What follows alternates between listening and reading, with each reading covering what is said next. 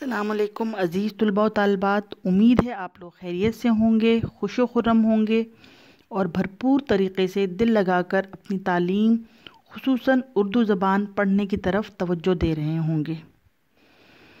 آج ہم علامہ اقبال کی نظم مرد مسلمان، جو کہ ان کے مجموعہ کلام ضرب کلیم میں شامل ہے، کہ شعر نمبر 5 کی تشریح پڑھیں گے اور سمجھیں گے۔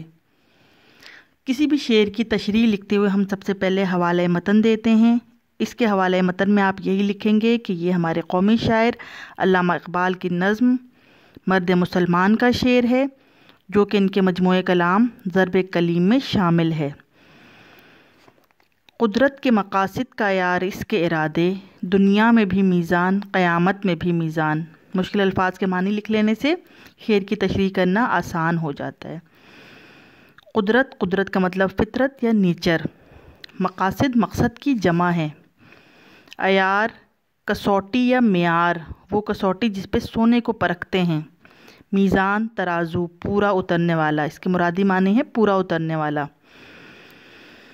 اس شعر میں علامہ ڈاکٹر محمد اقبال رحمۃ اللہ علیہ فرماتے ہیں کہ ایک سچے اور پکے مومن کے ارادے اور مقصد حیات، یعنی اس کے مقاصد قدرت کی کسوٹی پہ، یعنی کہ ایک عیار جو شعر میں انہوں نے استعمال کیا ہے لفظ عیار پر پورا اترتے ہیں۔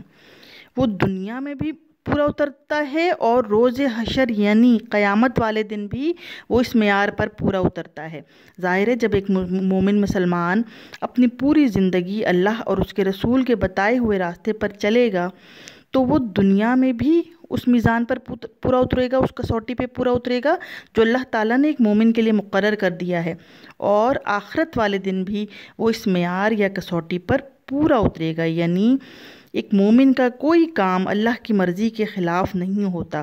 جو اللہ تعالیٰ نے فرمان ہے، جو اللہ تعالیٰ کا، جو ہمارے نبی نے ایک مسلمان کی زندگی کے لیے بتایا ہے، وہ تمام کام ایک مسلمان، ایک مومن کرتا ہے۔ اور علامہ اقبال نے اپنی اس نظم مرد مسلمان میں قہاریو، قدوسیو، جبروت یہ بھی بیان کیا ہے کہ مومن کے اندر وہ چاروں خصوصیت ہونی چاہیے۔